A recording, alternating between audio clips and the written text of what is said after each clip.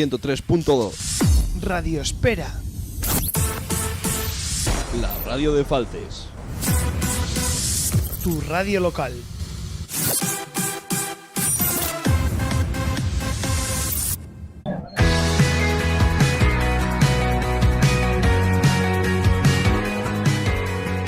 Estás escuchando En Cuadrilla, con Rubén Garde, en Radio Espera. Hoy en Radio Espera tenemos a una periodista de referencia en nuestro país, rostro de La Sexta desde sus inicios hace ya 20 años y con raíces muy nuestras, de Falces, pero además hoy viene en una nueva faceta, la de escritora con su primera novela, Las Rutas del Silencio. Elena Resano, bienvenida de cierta manera a casa. Muchas gracias por invitarme. Además, es una forma bonita de quitarme una espinita, porque con toda la promo del libro, las fechas para poder estar allí presentes se me han ido retrasando, así que esta entrevista también es una forma de estar con vosotros en este arranque de las Rutas del Silencio. Elena, lo primero, Falces, ¿qué significa para ti hoy en día? Hoy tiene otro sentido especial, más especial del que ya tenía, porque es el escenario de mi primera novela de ficción. Sí. Para mí Falces era el pueblo de mi padre, al pueblo al que yo iba de pequeñita siempre, a visitar a los primos de mi padre, a estar allí en fiestas, a ver la bajada del Pilón. Y a partir de ahora también Falces va a ser una parte muy importante también de mi vida, porque es el escenario en el que arranca mi primera novela de ficción. No sé cuánto hará ya de tu última visita aquí por nuestro pueblo, pero estos días has recibido muchos mensajes desde aquí, ¿verdad? Sí, muchísimos audios, muchísimos mensajes de Instagram, de gente que se ha enterado, audios que me ponían de verdad los pelos de punta, que estaban revolucionados en el pueblo con la novela. De muchísimo cariño, de hijos, de primos de mi padre que yo ni conozco, en fin, muchísima gente se ha puesto en contacto, sí. ¿Qué imagen te viene a la cabeza cuando piensas en Falces o cuando estabas pensando en Falces a la hora de escribir esta novela, que ahora hablaremos de ella? Sobre todo mis recuerdos infantiles de cuando yo iba allí con mi padre, de la alegría que tenía mi padre cuando iba allí. Al final, quien sale de su ciudad, y a mí me ha pasado también, siempre lo tienes un poco al punto al que volver, ¿no? El punto en el que siempre, donde fuiste feliz, ¿no? Sí. Y recuerdo mucho eso, el estar en casa de los primos de mi padre, los calderetes que hacían, el comer conejo por primera vez cuando eres pequeño allí, el calderete de conejo, por supuesto las bajadas del Pilón, asustadísima. Y luego me llamaba mucho la atención el que había un non-stop de vacas. O sea, no era solo el encierro, sino que luego era como todo el día vacas, ¿no? Sigue Y siendo así. recuerdo tener una imagen del vallado, de la plaza, del pueblo, y una señora que estaba sentada en una silla y solo con su abanico hacía clic, clic, clic en el vallado, en la madera, para que se acercase la vaca, y el miedo que siempre tenías cuando terminaba la bajada del Pilón, porque todo el mundo estaba pendiente de si esa vaca que se había escapado iba a volver o no. Y entonces está todo el mundo, espera, espera, uy, uy, uy, uy. Y tener esa sensación bueno, de muchos recuerdos, y sobre todo donde mi padre era feliz cada vez que volvía. El otro día vimos en tus stories de Instagram que te había llovido, pues eso, los mensajes desde aquí, desde nuestro pueblo. Prometiste que harías una visita para presentar esa novela. Oye, aquí estamos Radio Espera para lo que sea, para ayudaros en lo que sea, para esa presentación y lo que haga falta, porque la verdad es que aquí hay muchas ganas. Ayer también vi en la librería aquí en el pueblo que había mogollón de libros encargados desde hace muchísimos días y que, pues que está chulo, ¿no? Que recuerden esos antepasados, que los recuerdes tú y que aquí encima en Falces se acepte de esta manera. Vamos a adentrarnos en las Rutas del Silencio en unos minutos, pero antes quiero repasar tu trayectoria. Me hace mucha ilusión esta entrevista porque compartimos algo más que la pasión por la comunicación. Estudiaste en la misma universidad en la que estoy formándome yo ahora mismo en estos años. Como se dice, eres alumni de la Universidad de Navarra, de FECOM. Ahora eres una de las caras más reconocibles de la televisión en nuestro país, pero ¿cómo recuerdas esa Elena universitaria?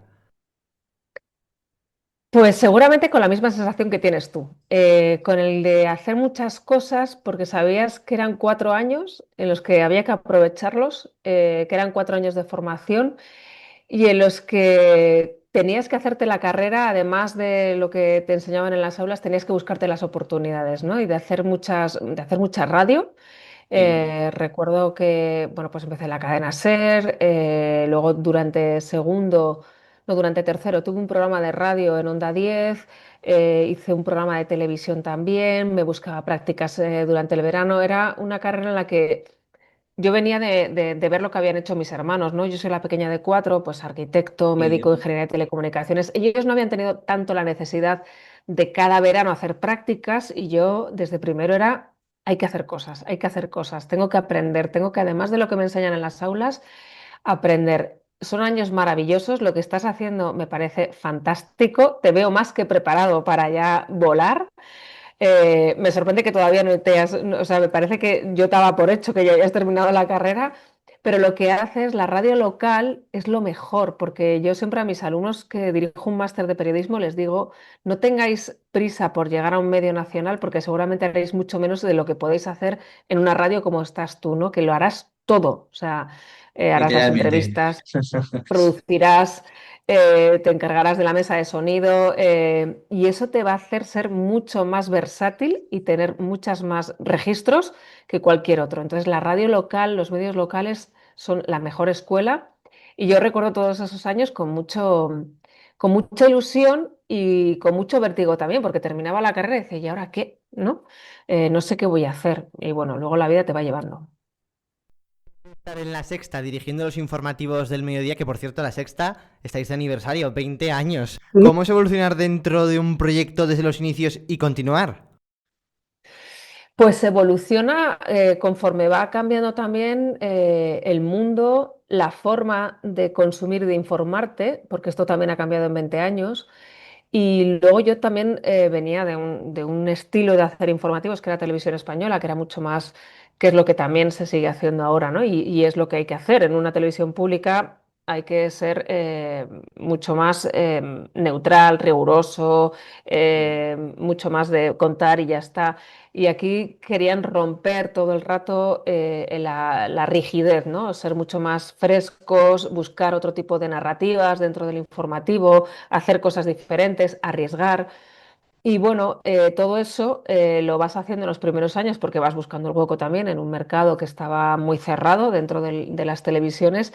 Y ahora cuando ya tienes una imagen, empiezas a ser un referente en momentos muy puntuales de información, la gente viene a La Sexta, vas un poco evolucionando con eso y aprendiendo constantemente. Yo siempre tengo hambre de aprender y no pensar que ya lo sé todo, ¿no? Ya sé, yo llevo aquí mucho tiempo y ya sé hacer esto. Bueno, cada día es un reto. Antes de asentarte en el grupo A3 Media, pasaste por, como hemos dicho, por la cadena SER, también en Telecinco, Televisión Española que has comentado.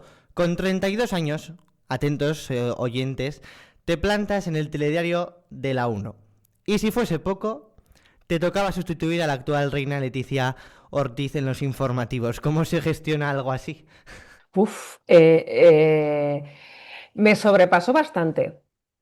Entre otras cosas porque yo ya estaba presentando los informativos a nivel nacional y bueno, la noticia no la sabíamos, porque es verdad que no lo sabíamos. Yo había oído rumores en verano, oye, le han visto, tal, algún compañero no te había contado, pero lo dabas un poco como por rumorología y Sí. por, bueno, pues sí, igual han coincidido, o igual se han visto, igual han quedado, pero en absoluto pensaba que esto iba a ser una relación que acabaría oficiándose y además que fuese yo la que tenía que dar ese anuncio, ¿no? Y ese Sí. día fue una locura y fue un poco de madre mía, qué momento y cómo cambia todo, ¿no? Me había cruzado con ella en el pasillo el día anterior. Y ese día fue de una vorágine total, te lo puedes imaginar, de revolución, de muchas horas de directo hasta que no llegas a casa, paras y dices, madre mía, lo que acabo de contar, que mi compañera va a ser la princesa de Asturias, ¿no? Sí, sí. Primera novela, Las Rutas del Silencio. ¿Por qué te decides ahora? Pues porque creo que ya, bueno, lo he contado en varias entrevistas. Miriam Galaz, mi editora, llevaba muchos años detrás de mí. Me lo había propuesto en 2014 con una fe ciega en que yo podía ser capaz de hacer una novela, una convicción que yo en ese momento no tenía en absoluto sobre mí misma y me parecía una locura en ese momento, por muchas circunstancias, porque bueno, mis hijos todavía eran pequeños, porque escribir una novela me parecía una osadía, yo era muy lectora, muy crítica, sigo siéndolo, y en ese momento no lo vi. Tenía en la cabeza otra cosa, que era un libro sobre periodismo, y a partir de ahí le arranqué el compromiso de hacer ese libro. Se publicó en el 2016, pero Miriam nunca tiró la toalla y me volvió. Hemos mantenido el contacto durante todos estos años. Y en octubre de 2024 me escribió y dijo, bueno, eres mi espinita clavada, esta vez lo voy a hacer bien.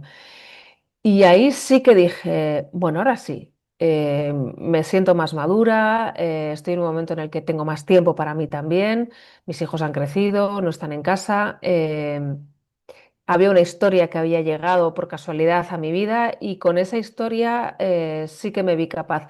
Todavía tenía miedo a la hora de, oye, voy a saber armar todo un libro con tramas y demás. Y bueno, eso empezó a ser un placer, el empezar a crear una historia Sí. y bueno, lo he disfrutado mucho, la verdad, muchísimo. Voy a leer la sinopsis. Navarra, finales de los años 40, la guerra ha pasado, pero sus consecuencias aún pesan. La familia de la joven Amalia sobrevive vendiendo ajos, pero la sequía ha arrasado con las cosechas. Amalia tiene entonces una idea, ofrecerse como recadera entre pueblos.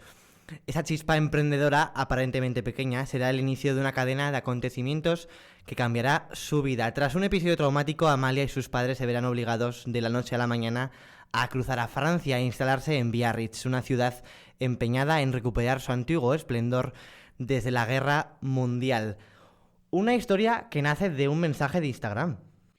Exacto, sí. Un seguidor francés, Jean-François Resano, creo que se va a convertir en el hombre más famoso de España porque lo menciona en cada entrevista y me lo dice además él. Me contactó preguntándome si yo tenía el origen de mi apellido, si sabía. Yo no era algo que me había generado nunca curiosidad. A mi padre sí, Sí. y sí que él había llegado, que veníamos de un señorío de Resa y hasta ahí había llegado, ¿no? Con sus medios. Entonces él me empezó a enseñar, ¿no? Porque sabía que sus antepasados habían salido de Navarra, de un pueblo de Navarra, de Peralta, y habían emigrado a Biarritz. Y bueno, me empezó a mandar fotos que son un tesoro.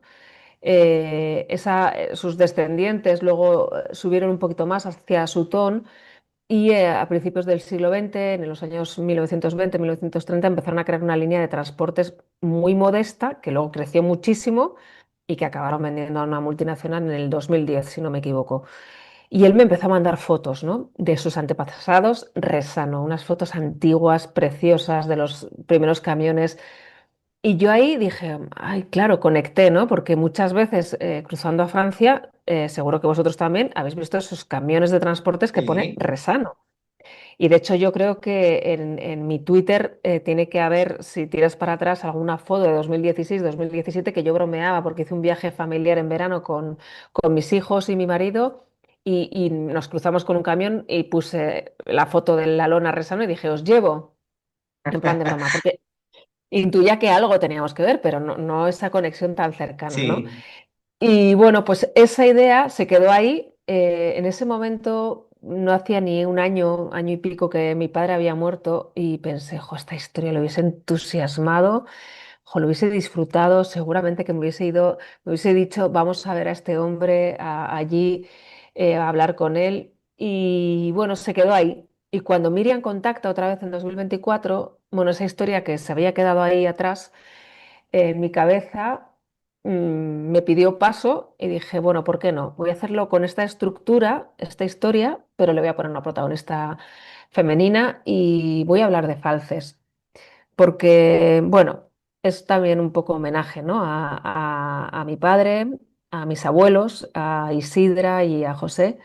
y porque me apetecía un poco que la historia tuviese también raíces navarras, ¿no? Yo al final, mi padre es de Falces y mi madre es de Tudela. Y aunque yo he nacido en Pamplona, ellos en cuanto se casaron en el año 60 se instalaron en Pamplona, han sido mucho de volver a casa también, ¿no? Y nosotros cuando hemos sido pequeños hemos ido mucho a Falces y mucho a Tudela. A Tudela íbamos prácticamente todos los domingos, recuerdo cuando éramos pequeños y mis abuelos todavía vivían. Y bueno, era una forma de hacerles un homenaje también, ¿no? Me gusta que hayas introducido el nombre de tus padres porque el otro día estuve escuchándote en La Ventana en la cadena SER en el programa de Carles Francino y me gustó mucho la frase que dijiste de soy nieta de José e Isidra, de Rufino y Catalina, hija de Luis y Ana Mari, y eso hace que yo sea quien soy. De eso va también las rutas del silencio, de entender quiénes somos a través de nuestros antepasados. Qué importante reflexión.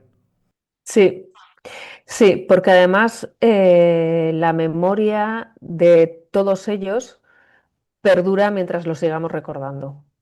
Y, y aunque cada uno hacemos nuestro camino y tenemos nuestra personalidad, si no seguimos hablando de ellos, se perderán, ¿no? Mi padre no conoció a su padre. Yo no conocí ni a mi abuelo José ni a mi abuela Isidra. Y a mi abuelo Mm. Rufino prácticamente tampoco porque se murió cuando yo era muy pequeñita.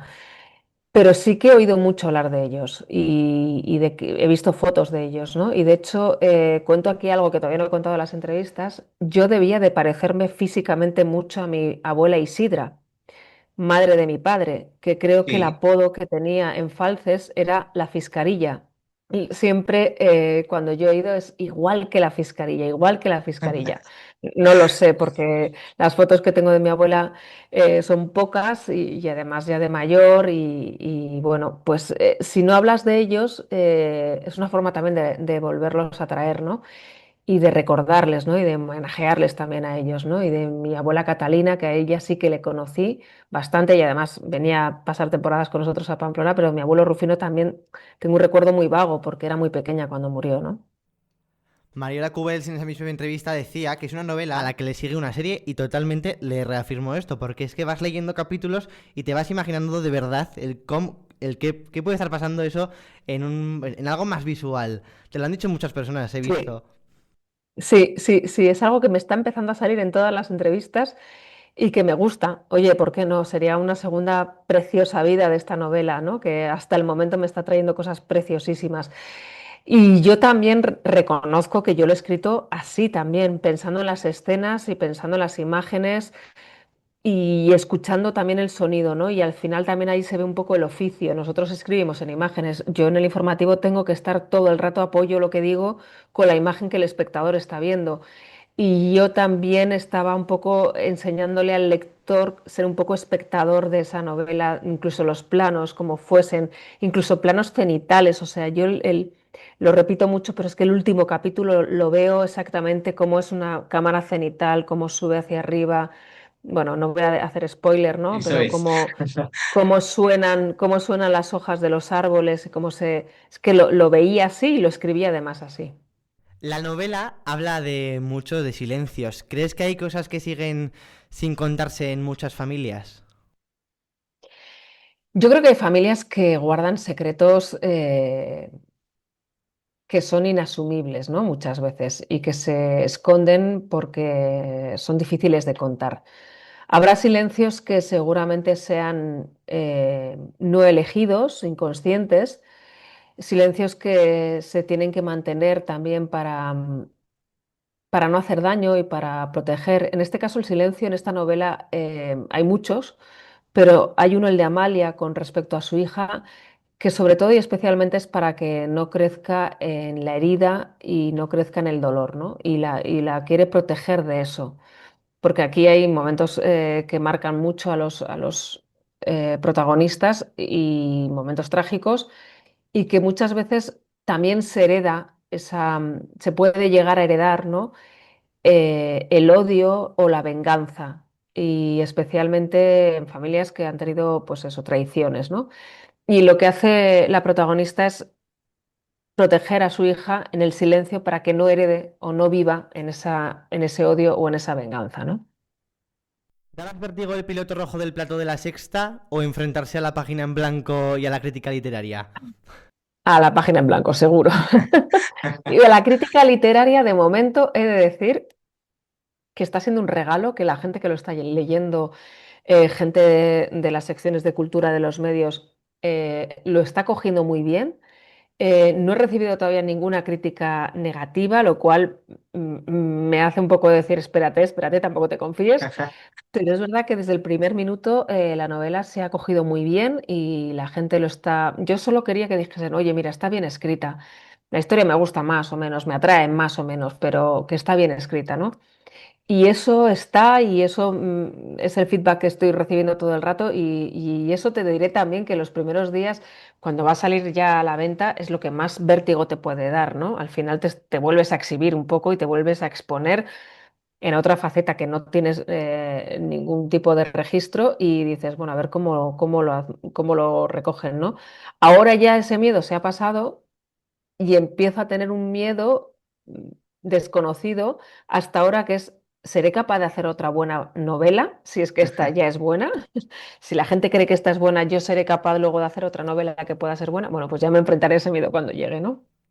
Seguro que sí, una novela que de verdad no pueden no leer, cómprenla en su librería más cercana. Aquí tenemos la librería de Durne, que no ha parado de recibir encargos, como te he estado diciendo antes, durante todos estos días, así que por favor, ahora que encima se acerca el día del libro San Jordi, pues vayan, cómprenla y léenla porque la van a disfrutar.